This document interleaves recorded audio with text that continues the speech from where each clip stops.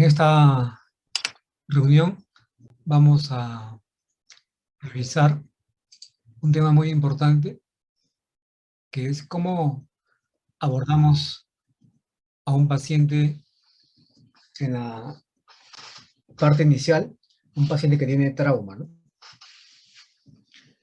Y es importante porque es una patología que la vemos todos los días y muchas veces esta patología pasa un tanto desapercibida porque como que nos acostumbramos a estas cosas y no nos parece que fuese tan complicado, pero realmente sí es complicado.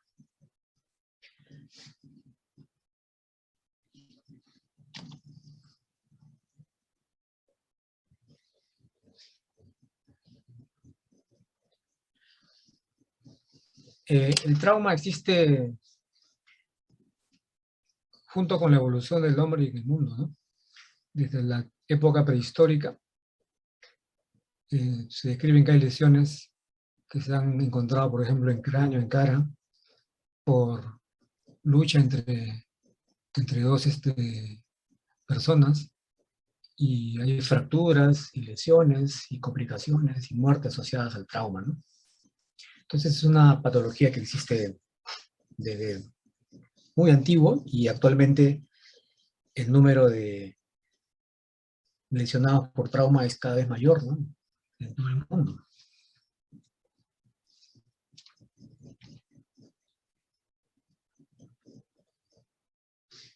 ¿Cómo definimos trauma? Son lesiones, estas son severas, que se pueden producir en el organismo y es debido a una exposición abrupta a un tipo de energía, ¿no? Esta energía puede ser de tipo mecánico, por ejemplo, una colisión de un vehículo con a 200 por hora, térmico, quemaduras.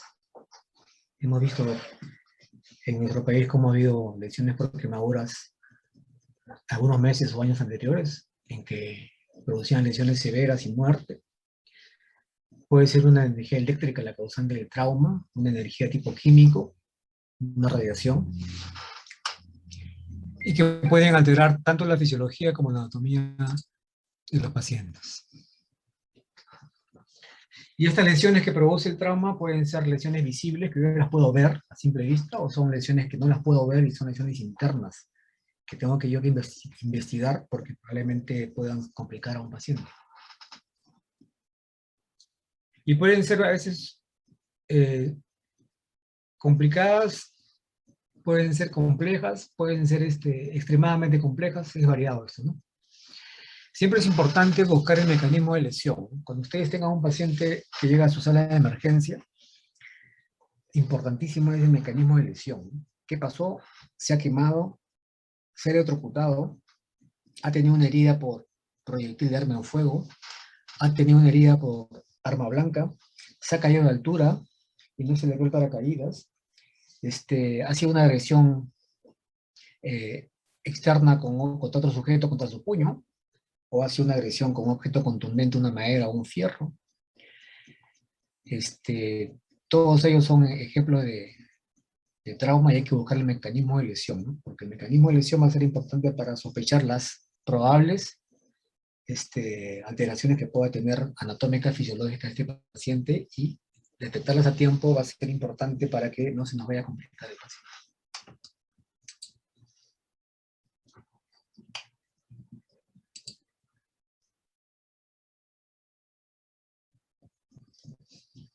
El trauma, como dijimos, es una patología que se presenta de forma abrupta, súbitamente, y puede comprometer la vida de una o varias personas, ¿no? Entonces puede haber compromiso de una sola persona que llega a emergencia, de 10, 20, 30, 50 personas a la vez, se convierte en una emergencia masiva, y si la capacidad se sobrepasa respecto a la oferta que pueda tener un hospital o una localidad, una región o un país, si se sobrepasa puede ser que los pacientes con trauma se conviertan en un desastre realmente, ¿no?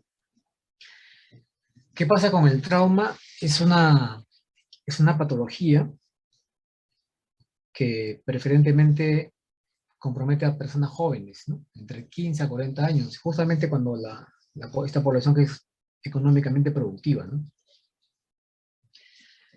Y es un problema de salud pública porque es caro, ¿no? Porque tiene una alta tasa de mortalidad y porque los gastos que van a producir esta mortalidad son altos, ¿no? Un paciente con trauma puede quedar con lesiones discapacitantes temporales o permanentes, ¿no? Y si esta persona es productiva, su discapacidad va a hacer que la producción que contribuye a la economía va a disminuir, ¿no? Por tanto, es una enfermedad, el trauma es una enfermedad que cuesta mucho, es caro, ¿no? Requiere mucho examen clínico, laboratorio, imágenes, cirugías, cuidados intensivos, rehabilitación, recuperación, es todo un proceso, ¿no?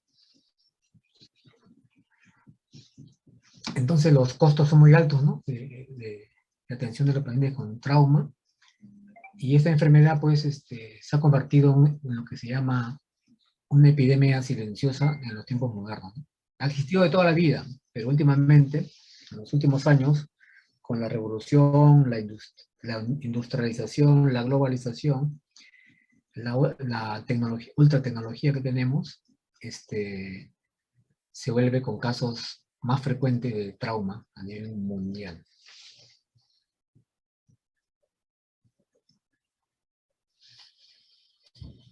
Son estadísticas del MINSA, ¿no? Y muchas veces estamos acostumbrados que en la primera, en el top de la tabla está pues las enfermedades cardiovasculares, cerebrales, cardiológicas, también las enfermedades oncológicas, las enfermedades crónicas, pero también el trauma compite tranquilamente con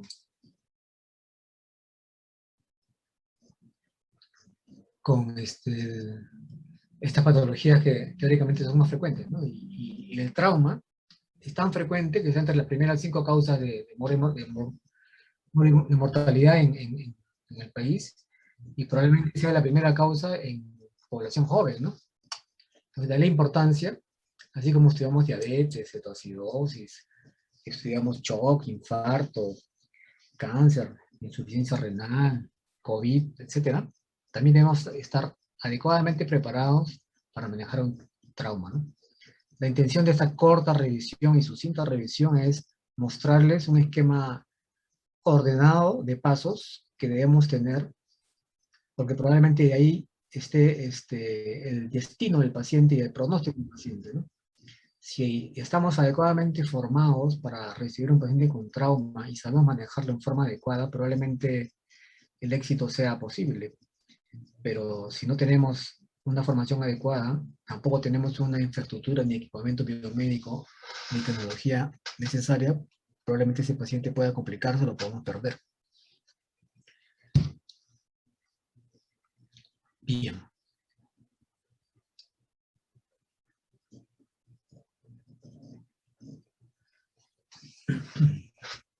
En cuanto al manejo del trauma, a nivel mundial ha habido ya manera de ordenar los pasos del manejo. Lo que vamos a continuación a desarrollar es un mini resumen del manejo que se hace en trauma, basados en las guías americanas del ATLS, ¿no? Hacia la década del 60 no había ningún criterio uniforme de manejo del trauma en el mundo, ¿no? Pero ocurre que en el año 1976, esto es un poquito de historia, un médico americano está haciendo un viaje recreativo con su familia, esposa e hijos, en su avioneta privada, y esta sufre un desperfecto y cae, ¿no? Cae en una zona desolada. Entonces hubo fallecidos y lesionados severos. El doctor sobrevivió con alguno de sus hijos. Y saben que en Estados Unidos tienen un sistema prehospitalario desde hace muchas décadas que es bastante operativo y puede acercarse al foco del evento en forma rápida para tratar de disminuir mortalidad en estos pacientes. Entonces, el sistema de atención prehospitalaria se acercó al foco, y lo que pasó es que hicieron cosas bien y cosas mal según el parecer de este doctor. ¿no? Que tuvo el accidente. Entonces él, luego del accidente, ya en su rehabilitación, empieza a describir y a escribir un manuscrito en los cuales indica qué cosa estuvo bien hecho, qué cosa estuvo mal hecho y qué cosas debió no hacerse y debe quedarse como un precedente para que no se repita y no produzca lesiones discapacitantes temporales o permanentes a la muerte de un paciente, ¿no? Es así que este doctor presenta este manuscrito al Colegio Americano de Cirujanos, y es que allí sale un capítulo de manejo del trauma, el capítulo de cirugía, y este capítulo da a pie para que en el año 1978 se forme el primer curso de ATLS. ATLS son las siglas de área avanzado, T de trauma, L de vida en inglés, y S de soporte, ¿no? Entonces el ATLS es el soporte de vida avanzado y trauma. Ese es un curso que nace en ese año en Estados Unidos, y es un curso que en un par de años allá mismo se difunde ya en muchos de los estados de los Estados Unidos, valga la redundancia, ¿no? Y luego ya en la década del 80 empieza a exportarse este curso a varios países del mundo, sobre todo América. Al Perú también posteriormente llegaría, ¿no? Actualmente se dictan cursos de ATLS en todo el mundo. Perú es una de las sedes en la cual también se dicta el ATLS. Está a cargo del médico de cirugía, y muchos de los médicos, mejor dicho, todos los médicos que trabajamos en emergencia debemos tener en forma obligada el conocimiento del ATLS, si es que no tenemos la oportunidad de llevarlos. Son cursos que te encierran 3 días, te exigen muchísimo, te estresan y son pagados. Te dan un libro de, creo que son 400 páginas que tienes que leerlo. Pero lo importante es que te ordena los pasos a seguir para poder manejar adecuadamente un trauma, ¿no? Muy interesante ese curso, cada 2 años se dicta en el país. Y quienes trabajamos en emergencia, obligatoriamente tenemos que llevar este curso, ¿no? Ese curso es dirigido solo para médicos, es exclusivamente de médicos. ¿Cómo es en el país? Bueno, para empezar, que no tenemos un sistema único de emergencias, no tenemos una central única de emergencia. Nuestra medicina prehospitalaria es muy pobre. Nuestros hospitales, solo los grandes hospitales tienen acceso a imágenes y cuidados intensivos, a las operaciones.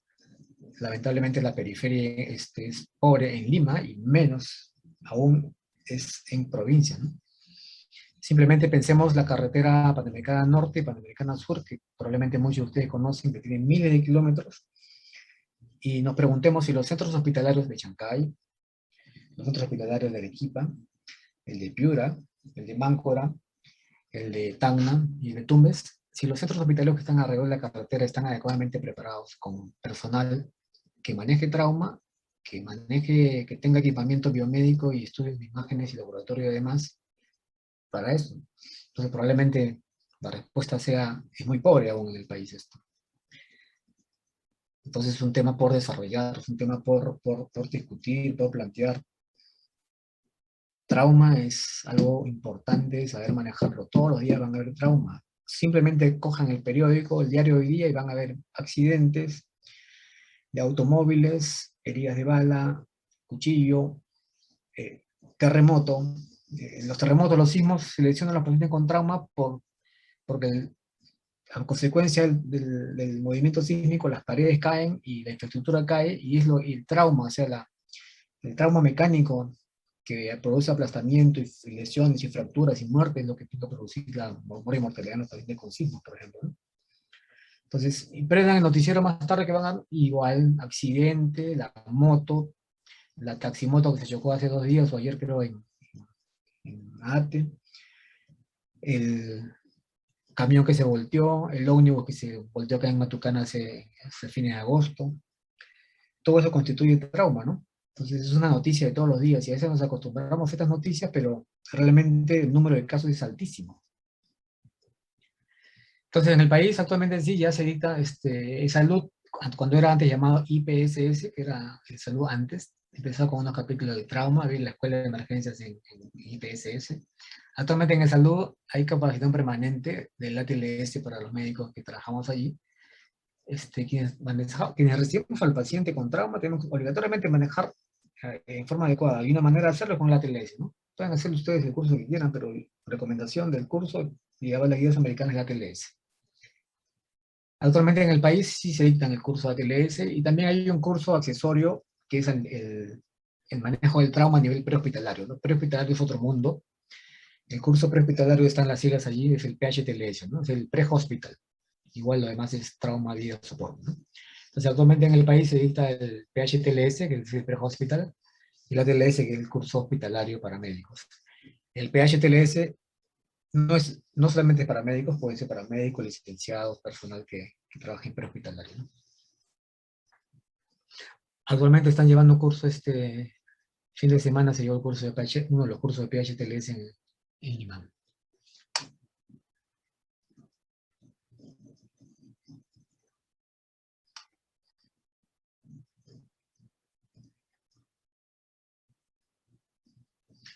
Lamentablemente, les decía que esa enfermedad produce una alta mortalidad y se describe en forma aproximada que la muerte en un paciente con trauma puede ocurrir en 3 fases, ¿no? En una primera fase, cuando no hay nada que hacer, la lesión es tan grave que es imposible salvar a un paciente. Ejemplo, un trauma cerebral con exposición de masa encefálica en forma importante, nada que hacer, ¿no? Una sección espinal de médula a nivel muy alto, una ruptura cardíaca, una ruptura aórtica, son lesiones incompatibles con la vida. Lamentablemente el paciente va a fallecer en los próximos segundos, ¿no? En la segunda fase son lesiones que no son tan graves, pero nos pueden dar algo de tiempo para actuar con el paciente. Entonces, estas lesiones que ocurren en esta fase, llamada segunda fase, son entre los primeros minutos y las primeras horas. En forma sistemática se dice que esta es la hora dorada del trauma, ¿no? En esta segunda fase yo puedo hacer algo por ese paciente. Si aplico bien mi ATLS, probablemente pueda disminuir la mortalidad de este paciente. Ejemplos de lesiones de trauma que puede ocurrir en una segunda fase y en la cual yo puedo hacer algo todavía. Ejemplo, hematoma subdural, hematoma epidural, ambos a nivel yuxtadural cerebral, hemoneumotórax, puedo hacer algo. Si no hago, si es severo, puedo perder al paciente. Una fractura de pelvis también es peligroso. Hemorragias cerebrales menores también puede controlarse. Entonces, en esta segunda fase, que me da entre los primeros minutos a unas horas, en esta hora dorada yo sí puedo hacer algo. Si ordeno mis pasos, si tengo lo suficiente infraestructura, equipamiento y ayudas de manejo, además de UCI, sala de operaciones, traumatología, etcétera, etcétera, puedo yo salvar a este paciente, ¿no? Entonces, el manejo del trauma bajo el ATLS está dirigido a actuar en esta segunda fase. Si el paciente sobrevive, aún así puede fallecer, pero ya días después o semanas después, ¿no? Esto ocurre en cuidados intensivos, ya en salas de hospitalización días después, y el paciente puede fallecer en esta tercera fase, en forma secundaria debido, por ejemplo, a una infección, y esta infección se transformó en una sepsis, y esto avanzó lamentablemente y puede ser una falla orgánica multisistémica, ¿no? Entonces, son las 3 fases en que el paciente con trauma lamentablemente puede fallecer, y nuestra actuación va a estar dirigida a la segunda fase, la hora dorada.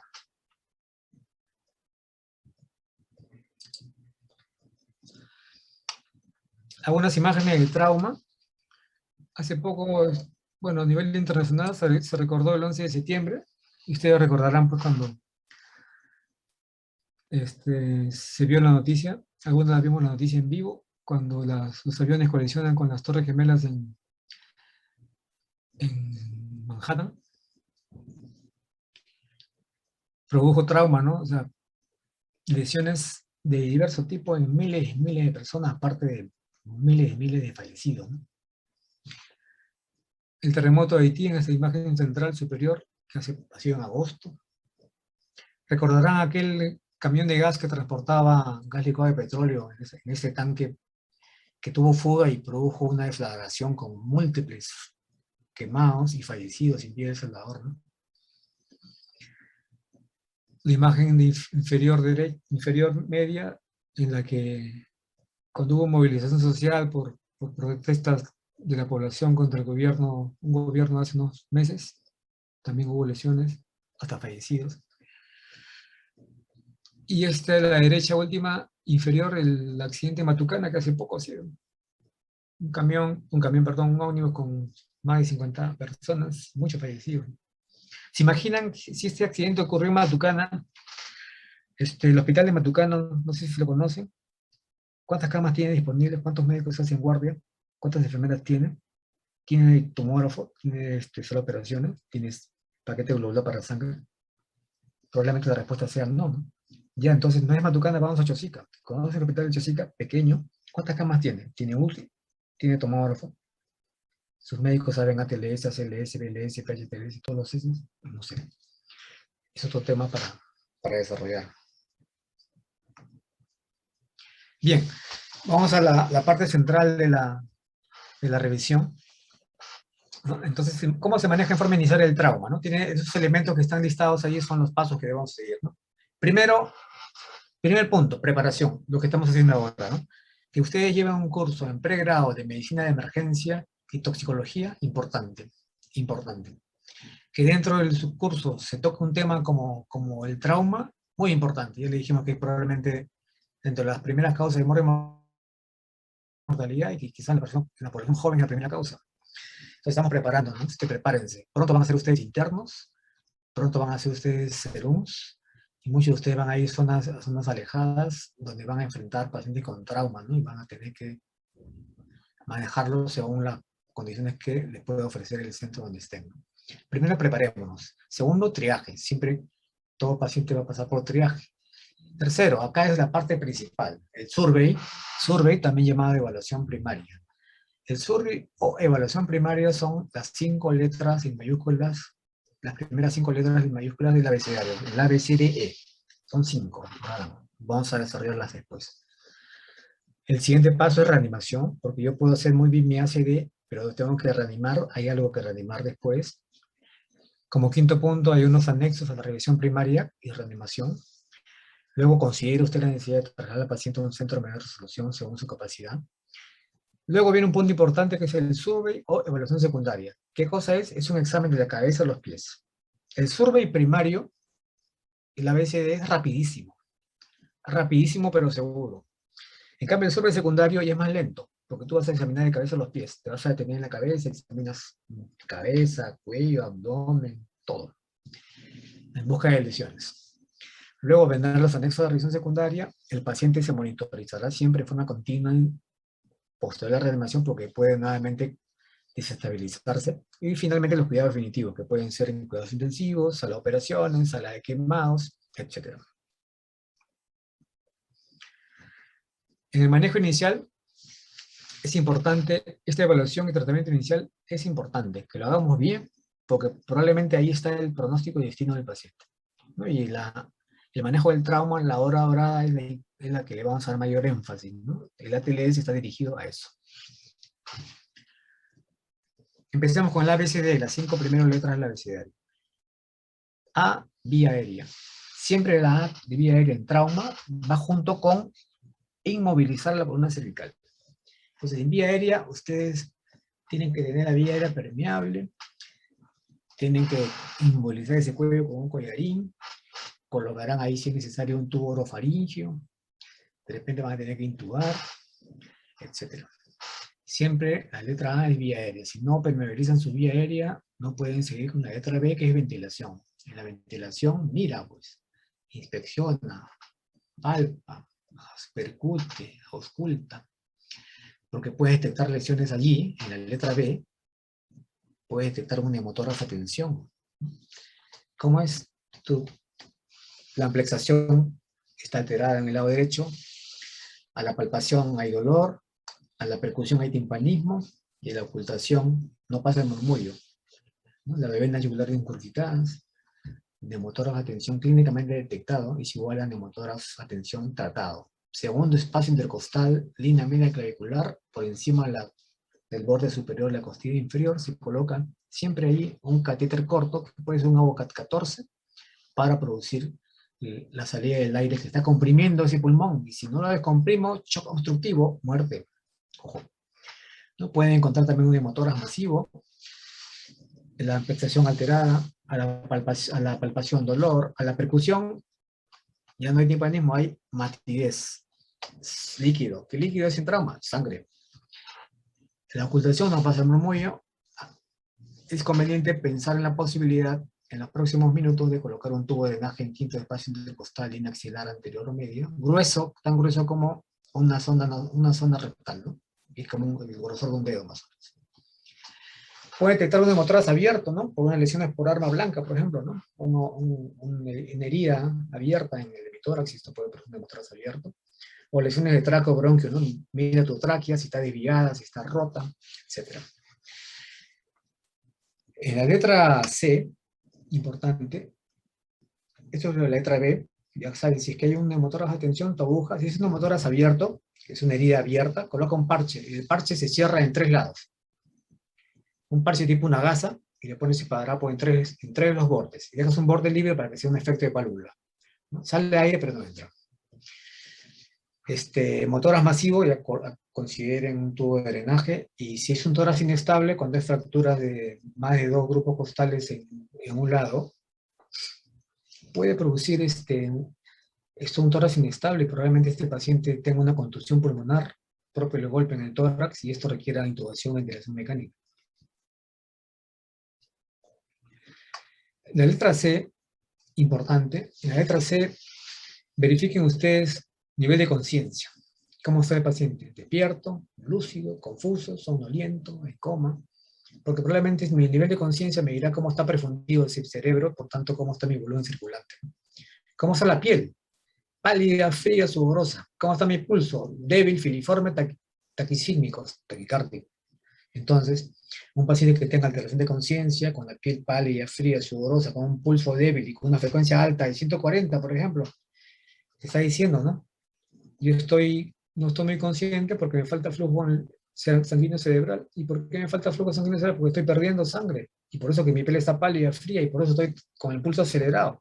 Te está diciendo, yo vengo de un trauma y los signos de mi piel y de mi pulso te están diciendo que estoy perdiendo sangre. Y tú le miras el fémur o el húmero y no tiene nada roto. Entonces, si no está roto ahí, no está perdiendo volumen por una hemorragia visible. Está perdiendo volumen por una hemorragia que no es visible, que tienes que tú buscarla. Entonces, el sangrado en trauma puede ser por una hemorragia externa. Si ves un fémur roto, una fractura de fémur expuesta, bilateral, ya está, pues. La hipovolemia, la hemorragia, está causada porque tengo lesiones visibles. Pero si la hemorragia no la veo, la hemorragia es interna, ¿dónde se secuestra sangre en un trauma? En el espacio pleural, hemotórax. Ejemplo, un hemotórax masivo puede secuestrar 1,5 litros de sangre en cada lado. Si tienes 1,5 litros en un lado, imagínate que tengas 2 hemotórax, puedes llegar a tener 3 litros. Y si tienes 4,9 de sangre, ya te falta sangre. ¿Dónde más se puede secuestrar sangre? Yo tengo que ver. Y examinar y buscar en el abdomen, a nivel peritoneal. Vaso roto, hemoperitoneo. Hígado roto, hemoperitoneo. Meso roto, hemoperitoneo. También el reto peritoneo también puede secuestrar riñón y más. Y importante acá, un tip importante, los huesos, las grandes articulaciones pueden secuestrar volúmenes importantes de sangre, y yo tengo que sospecharlas durante el examen clínico, detectarlas, por lo menos sospecharlas y buscarlas. Ejemplo, una fractura de cadera, clínicamente tendrá pues dolor, hematoma, o de repente no hay mucha sinología, pero el miembro está cortado con una rotación interna. Si yo tengo una fractura de cadera, tranquilamente una cadera rota puede secuestrar 1,5 litros de sangre. Si tiene las 2 caderas rotas, 3 litros. Imagínate que tengas 2 caderas rotas y 2 hemotórax, te falta sangre. Ya no hay sangre. Alta mortalidad. Importante en la letra C ir pensando, buscar siempre dónde está la pérdida de volumen. Inmediatamente en la letra C ustedes tienen que colocar 2 vías periféricas cortas, AUCAT 14 por lo menos en miembros superiores, para administrar volumen. ¿Qué volumen? Cristaloide. ¿Qué cristaloide? Cloruro de sodio. Y aprovechen, mientras van colocando la otra vía venosa periférica, por ahí van ustedes a tomar muestras de sangre para laboratorio, sangre venosa, ¿no? Atentos que este equipo llamado ecógrafo es muy importante tenerlo en emergencia porque me va a poder ayudar a mí a buscar líquido en cavidades pleurales, en abdomen, y ver cómo está el corazón, cómo está el pericardio, porque probablemente ahí haya pérdida de volumen importante de sangre. Entonces, por ejemplo, si tienen un trauma torácico, piloto que de vehículo no tiene airbag y el tórax colisiona contra el timón, iba a 150 por hora, probablemente los bomberos, que son los que muy rápido llegan al foco, llegan a emergencia y le dicen, doctor, el paciente lo hemos encontrado en su auto, el pecho estaba contra el timón, y el timón ya no era un 0 redondo, sino era un 8. Por la energía cinética, ustedes recordaron, ¿no?, que es la velocidad al cuadrado. Entonces, más velocidad, tu peso se incrementa marcadamente y el timón se puede golpear enérgicamente y deformarse como un 8, ¿no? Entonces ahí yo sospecho trauma torácico. Trauma torácico puede haber una contusión miocárdica, contusión cardíaca, y haber arritmias, fibrilación auricular, por ejemplo, taquicardia sinusal. O puede haber un taponamiento cardíaco, ¿no? Los ritmos cardíacos están débiles, le tomas un electro y está en los complejos pequeños, está hipotenso, ocultas y casi no se escuchan los ritmos cardíacos, ¿no? Yugular ingurgitada, de repente un taponamiento cardíaco, tratamiento es una pericardiocentesis en ese momento. Entonces, en la letra C, piel, pulso, sospechen dónde está la pérdida de sangre, externa o internamente, tengan su ecógrafo a la mano, lo vamos a usar. 2 vías periféricas, coloquen cloruro de sodio y atento que probablemente requiera sangre. En la letra D, hacemos la letra D una vez que hemos terminado la letra C. Un examen neurológico sencillo, rápido. Más o menos el ABC que hemos mencionado previamente, debería tomarme unos 10 segundos, ¿no? Algo rápido. O sea, en 10 segundos yo debo tener una idea aproximada de cómo está mi ABC. Si el paciente te habla, tranquilo, lúcido, tranquilo tú también. Me habla, vida permeable, está lúcido, la C está bien. Y si me habla y mira cómo respira, respira bien, mi ABC está bien, me demoro 10 segundos más o menos. Pero si el paciente viene inconsciente, si el paciente respira mal, si el paciente está con la piel pálida, uy, el ABC en 10 segundos digo, este paciente está mal, me preocupo mucho, muy preocupado. En la letra D ustedes hagan un examen neurológico, sencillo, rápido, Glasgow, hagan su Glasgow. ¿No se acuerdan? Está pegado en la pared ahí en el hospital, con su celular buscan escala de coma de Glasgow, los 3 parámetros para que puedan ustedes tener una aproximación. Pero ocúpense cuando el Glasgow está menor o igual a 8. Menor o igual a 8, probablemente requiera intubación. Vean las pupilas, rápidamente las pupilas, se resonan a la luz y sobre todo el diámetro. Si están las isocóricas ambas, tranquilos. Me preocupo cuando una está grande y no está pequeña, como ven en la imagen. Anisocoria, paciente con trauma y TEC, probablemente una lesión, tipo de hematoma epidural, que es inmediato, es masiva, el paciente puede morir, en tu nariz y puede morir. En la letra E es exposición. El paciente tiene que estar en trauma desnudo, ¿no? Siempre cuidando el pudor respectivo y también la hipotermia, ¿no? Desnudo, cubra con una manta y examina cara anterior y cara posterior. ¿A quién se le va a ocurrir buscar una herida de bala en la zona mastoidea izquierda de un paciente que tiene cabello largo y por eso está inconsciente? Ocurrió que llegó un paciente al hospital con inconsciente, no se sabía la glucosa, todo lo demás, nada. Venía, salió por bombero, va al tomógrafo y en el tomógrafo se detecta que tiene una bala. Se ve una imagen ovoidea de hipertensa que era una bala. Proyectil de arma de fuego. Una vergüenza porque en el examen clínico examinas acá la zona mastoidea y estaba el orificio de entrada. El orificio de entrada de la bala tienes que detectar en el examen clínico. El examen clínico es completo, rápido y dirigido, sospechado. En la letra E, exposición del paciente para examinar cara anterior y cara posterior, evitando hipotermia. Una vez que han hecho el ABCDE, que es rápido, el survey primario de evaluación primaria, ahí se muestran algunos adjuntos a la evaluación primaria que ustedes tienen que hacer y colocar y utilizar en todo paciente con trauma, ¿no? Electrocardiograma. Puede haber taponamiento cardíaco, complejos pequeñitos en el electro, puede haber arritmias por la contusión cardíaca, pulso oxímetro siempre, ¿no? Me va a decir cómo está ventilando ese paciente, cómo está oxigenando, importante. Si pueden monitorear CO2, en algunos centros tenemos monitoreo de CO2 con capnógrafo. Su frecuencia ventilatoria, gases arteriales siempre. Me olvidaba, en las pruebas de laboratorio que se toman en la letra C, ¿se acuerda que se ponían dos vías periféricas? Una cloruro de sodio y la otra aprovecho y tomo muestra de sangre mientras no pongo el siguiente cloruro. Muestra de sangre para el laboratorio. Hemograma, hemoglobina, hematocrito, grupo sanguíneo. Importantísimas, hemoglobina, hematocrito, grupo sanguíneo. Ya se imaginan qué pasa con el residente de primer año cuando le decimos qué grupo sanguíneo tiene el paciente y te dicen, doctor, me voy a pedirle. Ya se imaginan qué pasa. Piden bioquímica, glucosa, urea, creatinina, sodio, potasio, troponina, todo lo que sea necesario. Nunca se olviden si es una mujer en etapa fértil pedir prueba de embarazo, ¿no? Porque de repente está la paciente con trauma y además tiene otro paciente porque puede estar gestando y ella puede incluso no saberlo, ¿no? En cuanto a los accesorios, también consideren ustedes sondas, las sondas que pueden usarse de la nasogástrica, la sonda urinaria. Y acá en la evaluación primaria como adjunto, se piden dos radiografías. Una de tórax y una de pelvis, ¿no? La de tórax me va a ayudar, aparte del examen clínico, a ver si tengo un hemotórax o un hemotórax, fracturas costales. Y la de pelvis para ver si tengo una cadera rota, porque a veces no se evidencia muy bien. Y está la cadera rota y es la causa de la hipovolemia y la hemorragia. Bien. Seguimos. Reanimación. ¿Qué cosa es reanimación? Una vez que he hecho mi ABCD y ya he puesto mis anexos, tengo que ir reanimando a mi paciente, ¿no? Atento. ¿Y reanimar qué cosa es? En vía aérea, le decía, ¿no? Cánula orofaringia o intubación endotraqueal. Vean cómo respira, cómo está ventilando, la oxigenación. Si cae neumotórax, ya descomprimes el neumotórax con un catéter corto. Oxígeno suplementario si es necesario. En cuanto a circulación y control de hemorragias, ya dijimos, dos vías periféricas, endovenosas, usa cristaloides y evita la hipotermia.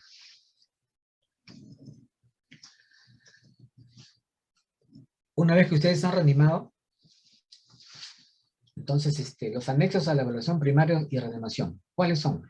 Pulsoxímetro, siempre. Monitor cardíaco, siempre. Electrocardiograma, siempre. Oxígeno, sí. Sonda, vesical y nasogástrica. Ahí están las pruebas de laboratorio que les decía. Todas son en sangre venosa excepto el AGA. El AGA es en sangre arterial. Piden su AGA. Las radiografías son dos. Y hay un estudio ecográfico que se llama FAST, que son las siglas de ecografía, sonografía en trauma abdominal focalizado. FAST no es por rápido en inglés, sino es, ahí ven las siglas de ustedes. La ecografía FAST es una ecografía de abdomen rápida que se hace en emergencia en la cabecera del paciente con un equipo de ecografía portátil. En la sala de emergencia lo tenemos. Y ahora se prefiere usar el eFAST. ¿Qué cosa es? Que es el FAST extendido, la E de extensión. Extendido a tórax, básicamente para ver corazón y espacio pericárdico, porque probablemente hay un taponamiento cardíaco. Entonces es preferible usar el eFAST, que es el FAST más evaluación de tórax, importante. Se hace en la sala de emergencia. No se usa mucho ya, pero también se describe que se puede usar el lavado peritoneal diagnóstico, que es hacer una incisión a nivel infraumbilical, una pequeña incisión para introducir un catéter y luego con un equipo vinoclisis se infunde solución salina, más o menos a 10 mililitros por kilo del paciente. Y es como que el cloruro pase, como que enjuaga el peritoneo y luego se baja el frasco y regresa, ¿no? Si regresa sanguinolento o sangre, confirmado, ¿no? Es un trauma abdominal cerrado con hemorragia a nivel hemoperitoneo. Y si no se ve evidencia en forma macroscópica, se va al laboratorio ese líquido que han extraído del abdomen, como que lo han jugado, y el laboratorio le va a decir unos valores, y ahí ya ha establecido cuándo es un sangrado en cuanto a hematíes por ya tablas. Bien. Luego que han hecho todos esos pasos previamente ustedes, vas a considerar de repente donde estoy yo, es un centro con baja resolución y este paciente requiere manejo avanzado, considerarás transportar a tu paciente a un centro de mayor resolución. Acá se nombran las poblaciones especiales. Tengan mucho cuidado, porque ellos son diferentes a los adultos jóvenes. Los niños, las embarazadas, los adultos mayores, los obesos, los deportistas, ¿no? Los deportistas, acuérdense que hacen bradicardia, aquellos que son deportistas de élite son bradicárdicos, ¿no? Y pueden estar con frecuencia cardíaca normal, pero esa frecuencia cardíaca de 80 o 90 para él ya es taquicardia, porque él es bradicárdico de 50, por ejemplo, ¿no? Atento a eso. Una vez que hemos hecho el survey primario o evaluación primaria, recién pasamos al survey secundario, ¿no? Lo central acá es esta primera parte, el ABCD, que tengo que hacerlo rápido, detectando anomalías que pueda corregir y pidiendo todo lo necesario para recién pasar la evaluación secundaria. La evaluación secundaria es más lenta, porque voy a examinar de la cabeza a los pies. Pero empiezo con la historia clínica. ¿Qué pasó? Se lanzó el avión y no abrió paracaídas, estaba haciendo parapente en la Costa Verde y se cayó. Salió, contra un árbol, colisionó y salió eyectado del vehículo. Tuvo un accidente en Motucana en el ómnibus, ha tenido una quemadura, la han herido con arma blanca, lo han lesionado con proyectil de fuego. Todas esas son lesiones que pueden producirse debido a trauma, ¿no? Entonces la historia clínica es importante, ¿no? Y en la historia clínica, la mnemotecnia que deben preguntar es, ustedes, ahí está como amplia. A de alergias, M de medicación, qué medicación toman, alergias a qué medicamentos, enfermedades que tienen, hipertenso, diabético, asmático, obeso, etc. LI de libaciones, qué cosa he comido, he tomado licor, he comido mucho. Y la última A es de ambiente, qué ocurrió. ¿Fue fuego? ¿Fue accidente? ¿Fue un atentado? Con esa historia amplia, ustedes amplían su evaluación ya en la parte secundaria para luego pasar a ver cuál fue el mecanismo, ¿no? Fue un traumatismo cerrado, le decía el timón contra con el vehículo que frenó bruscamente. Es un traumatismo penetrante, hay un fierro de construcción que penetra el tórax, ¿no? O de repente es un trauma penetrante por arma de fuego, balines, canicas, no sé. Es una lesión térmica, es una quemadura por líquido hirviente, es una quemadura por fuego directo, es una quemadura eléctrica, el entorno era peligroso, hay radiación, radiactivos, no sé. Busquen la causa, mecanismo de lesión y cuál fue el trauma, cerrado o abierto. En la evaluación secundaria, ustedes tienen que examinar al paciente completamente, de la cabeza a los pies, en forma minuciosa, pero tampoco exageradamente larga, ¿no? En cabeza, examinen ustedes, insisto, pupilas, nariz, epistasis, otorragia, fractura de piso medio. Sale líquido cefalorraquídeo por la nariz, atentos. Tiene deformación mandibular, tiene la tráquea desviada, la tráquea rota. Hay un proyectil en fuego que ingresa cerca a la zona occipital. Examinen tórax, abdomen, pelvis, periné, tacto rectal. Examinen miembros, fracturas, luxaciones. Examinen neurológico completo. El examen en el survey secundario es un examen completo para buscar lesiones que probablemente no comprometan la vida, como las que detecté en el survey primario, pero que son importantes para poder yo luego solicitar algunas ayudas adicionales e interconsultas a los colegas respectivos para manejar finalmente el caso del paciente, ¿no? En la evaluación secundaria hay algunos adjuntos. Ahí se piden las pruebas que sean específicamente según las lesiones que yo haya encontrado en el survey secundario, ¿no? Estas deben hacerse una vez que ustedes hayan examinado completamente al paciente y ya lo tengan más o menos estable. Entonces, las pruebas que yo voy a pedir son dirigidas. Si yo veo una deformidad en la muñeca con mucho dolor, sospecho una fractura de coles radiocubital, le pediré una radiografía de muñeca. Si yo veo que el paciente tenía un traumatismo encefalocraniano, está con pupila anisocórica, le pediré una tomografía cerebral. Si el paciente tiene sospecha cualquier lesión que comprometa por encima de las clavículas y además pudiese haber compromiso de conciencia, o sea, todo paciente en trauma que tenga compromiso de conciencia o la lesión es por encima de las clavículas, cara, cabeza, cuello, tienes que sospechar que tenga una lesión de columna cervical. Por tanto, tienes que pedir aquí una radiografía de columna cervical. Importante.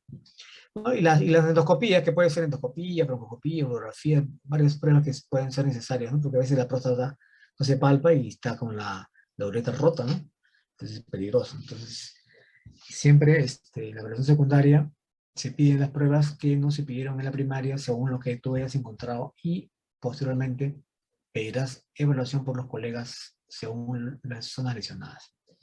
En la reevaluación del estudio secundario, siempre los signos vitales controlados por monitor, la saturación de oxígeno, importante, diuresis del paciente. Y pasará luego a un tratamiento definitivo, ¿no? Esto depende, pues, de la fisiología del paciente, qué lesiones se han producido en la anatomía, cuál es el mecanismo de lesión, y si hipertenso, diabético, asmático, COVID, etcétera, y qué factores pueden alterar el pronóstico, ¿no? En cuanto a las lesiones que puedan producir, ¿no? Y la transferencia puede ser interhospitalaria, cuidados intensivos, según lo que corresponda, sala de operaciones, o una sala de hospitalización común, depende del tipo de paciente, o una sala de quemadas, por ejemplo, que tenemos muy pocas en el país. En el survey secundario, siempre reevalúa, no te confíes, atento a tu paciente, considera trasladarlo, porque el traslado puede ser incluso de otra provincia o a otro país, si corresponda, ¿no? Para el tratamiento definitivo, ¿no? Ahí están trasladando a un paciente por vía aérea de alguna zona del país, Cajamarca, Cusco, Quillabamba, el hospital naval en Asia con el helicóptero. Es un poco de algunas cosas que también hacemos en la parte privada prehospitalaria nosotros. El manual, el ATLS que lo tienen en su curso, es el manual básico para nosotros, lo que he mencionado en esta charla es un resumen, dirigido a la parte central de manejo del trauma, y les dejo finalmente con esta reflexión del doctor Nicholas Zhang, que es un cirujano americano, y lo que él decía es que el destino de los heridos yace en las manos de aquella persona que aplica la primera gasa. Entonces, formémonos adecuadamente para poder recibir a nuestro paciente con nuestra ciencia en el cerebro, con nuestras habilidades en las manos y con la actitud respectiva que tenemos que tener para un paciente. El paciente que llega a emergencia y está en la camilla y está grave, y si está consciente, probablemente te mira a ti como una esperanza de vida. Y tenemos nosotros que retribuir nuestra excelente formación que hemos tenido como médicos, aplicando todos nuestros conocimientos, nuestra destreza, nuestra actualización, con la finalidad de disminuir su morbia mortalidad en este paciente. El paciente tiene mucha esperanza, ¿no? Te mira como su salvación. Y estemos a la altura, pues, ¿no? Manejemos trauma. Es tan importante como manejar un shock o manejar un paciente con neoplasias. Ya les va a tocar cuando estén como internos o externos o residentes o serumistas. Van a ver lo importante que es saber manejar trauma. Todos deberíamos saber manejar realmente en mi país. Y todas nuestras salas de emergencia diseminadas en el país deberían tener centro de trauma, ¿no? Lamentablemente no tenemos ningún centro de trauma en todo el país. Ocurre sí en países de primer mundo, ¿no? Estados Unidos, Europa, Alemania. Pero acá todavía no.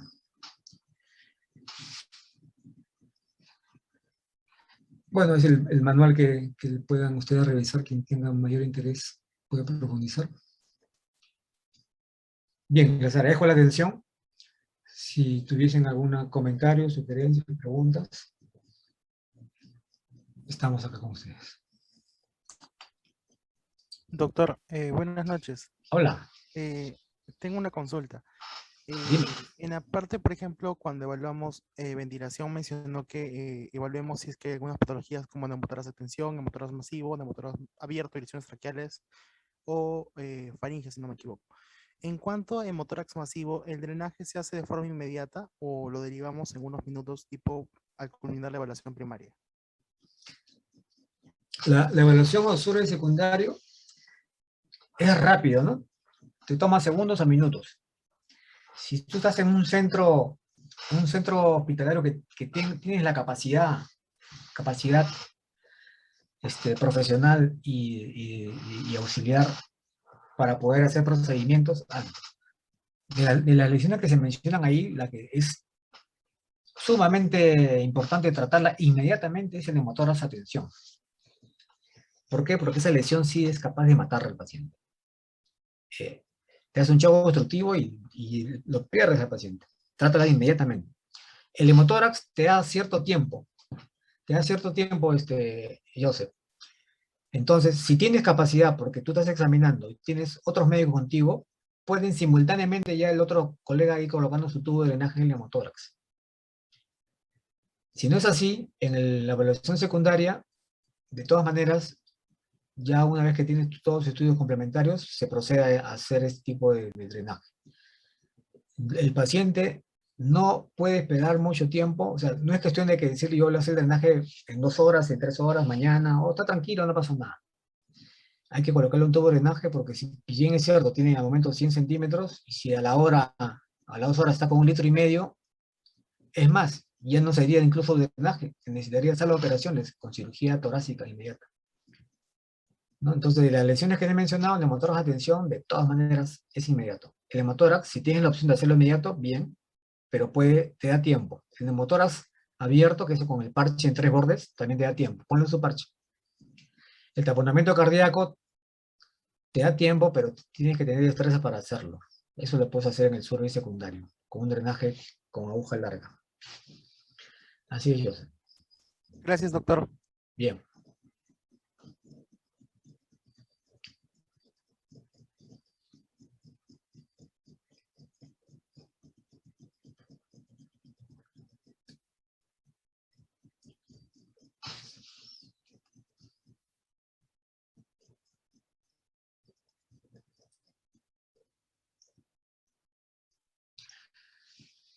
¿Alguna otra pregunta? ¿Alguno quiere compartir alguna experiencia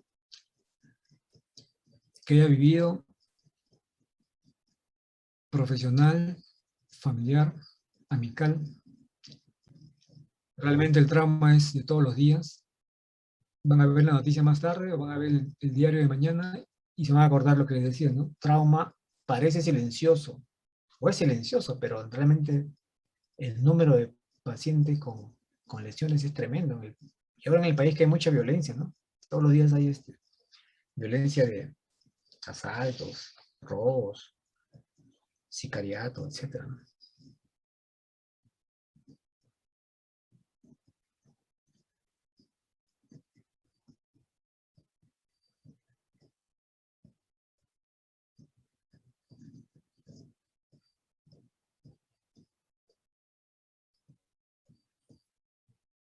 Stephanie, ¿estás con nosotros?